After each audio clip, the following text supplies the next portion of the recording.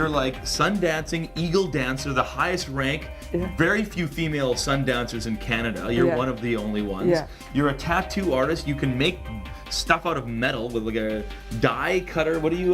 Tool and die Tool and maker. die maker. And you also believe in the intergalactic spiritual connection of the Earth and the outer space. And you're quite something, Millie. Like, it's unbelievable how much stuff you've mixed together. Yeah. Well, it's just doing life, eh? Do you have tattoos on you that are deeply spiritually Yeah. meaningful? Can you show me one of them that are? Well, this is my phoenix, this one here, and it's like the bird rising up out of the ashes to overcome everything. And so that's you. That represents that's me, you. yeah. You're rising up. Yeah. Huh. And I got that one in 93 or 94, something like that. Huh.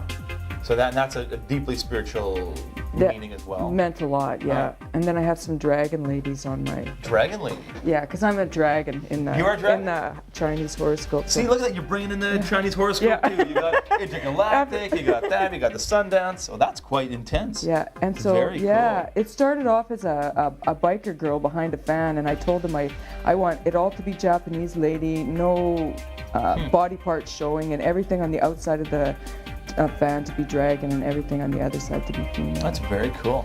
And then that's Corey Miller from LA Inc. Oh yeah. But that was in '94 when he came up to my place in Vernon. And Oh, that's kind of a cool bird. And this is like the hummingbird. This is the nectars of life. And I went down to his shop in Upland, California. And this is the Huna symbol. This represents air, fire, water, and earth. And that's spirit in the Polynesian. center. Yeah, it's Hawaiian. Hawaiian. Okay. Yeah. Yeah, and then this is just his. I told him to put something in there, right? And he likes to do flowers and stuff. So it's kind of this little mark here is like his little signature. Is tattooing a form of healing? It is. Explain that to me, because it sounds like it's a form of pain. Yeah. Like well, needles into my skin, but you're saying it's a form of healing. How can that be? Because a lot of times people come in and they're going through stuff, or they've had this experience in their life and they're getting something on them that means something, and so they come in here, and they used to talk all the time before, and I would crack jokes because I didn't know any better, right? And then I went and took took a NLP, and so that is What's that? that's kind of a way to change the way you talk, to make people think something, to help them to think a different way, right? Listen and direct conversation in healthy ways. Yeah, Okay. rather than crack a joke. Right. So now you listen, and this is a form of therapy for many people. Yeah.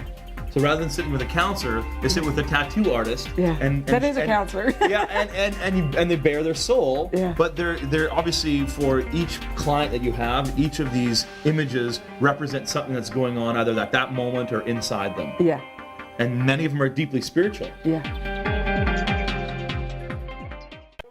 Millie has been tattooing for over 15 years, and she says that everyone that comes and sits down in the chair wants to tell their story.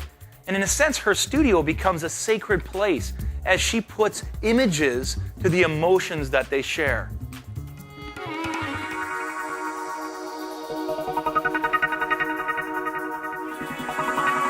And tattooing for you as body art is a way to in a sense bring the stuff that's going on inside onto the out. Yeah, And that's healthy. Yeah. Revealing yourself, being authentic. yeah, And that's what you do. yeah, Help people to be real. yeah.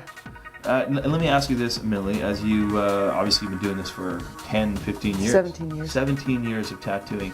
Is there one type of tattoo, or is there a moment that when you were tattooing that you felt more alive than you've ever felt? When I do stuff that really means something to somebody, like when I tattooed my friend that raven that's over there, I put it on the side of his head, and Wow. and then we were going to bring the feathers down. It was supposed to be a thin wing, and it turned out to be a lot bigger than what it was. It came up the back, but he's got a big buffalo on his shoulders that I have pictures for you afterwards. And then the way the crow the raven come down, and it went back over here and up his buffalo and up the back of his head, and ended up being like the whole back and side of his head. And why was that such a meaningful moment? Because he comes from raven medicine up in northern Alberta, and he has no hair, and he hasn't been able to grow his hair, so he was going to put the raven on there, and Right, he had this dream that he could have white man's medicine and would fix it up, and so he's like, oh, kind of wondering if he should do that or not, because he's part Dene and Cree up there. And then I had the dream that we set it all up the night before, and so I knew where I was going to put it and what was going to go on. And then that night I went to bed and I had this dream And it was like I was on the side of a mountain, and there was like a store there, and it was kind of stormy, and I could see down in the valley, and there was dark clouds and lightning and stuff. And then out of the clouds come this huge raven, and flew towards me, and then set her down right at my feet, and then flew across the road. And as he's landing, he's turning back into a man. What does that mean? He's a shaman, a shapeshifter. Oh. Out of the three directions, like the east, the north, and the south, or the west, comes these three huge ravens, and he goes, "I gotta go," and off he's taken off, and I'm like, "Hey, can I give you my card? I want you to know how to get a hold of me." And that was the end of the dream. Yeah. You dreamt of, but you ended up tattooing the raven on him still. Well, I told him that dream And that he's like, morning. Yeah, let's He's bring like, the raven on. I'm a shapeshifter. Let's do it. yeah, he says, well, that gives him confidence that he's doing the right thing, putting the raven on there. And then he told me about the other dream that he had about the white man's medicine is going to heal I him. want to be a shapeshifter and become like some kind of a panther. That'd be kind of fun. It is. It's really, it's neat. Who doesn't want to be a shapeshifter? I know. That's so cool. Well, we can all do it. We just have to figure out how and I get haven't connected figured. to I haven't figured that out at all. how much spiritual stuff have you I've gone got some to? spiritual stuff. When you're tattooing, are you drawing upon some spiritual energy? Are you tapping into some of the divine as you do this art? It depends on what I'm doing. I always pray, to guide my hands and, to send that energy of healing so it doesn't hurt them so much. But sometimes people, it hurts them anyways. It's where your focus is at. If you focus on pain, you get pain. If you want to focus on something else, or go to close your eyes and go to a different place like people do when they meditate, then it doesn't hurt so much. It's all where your focus is.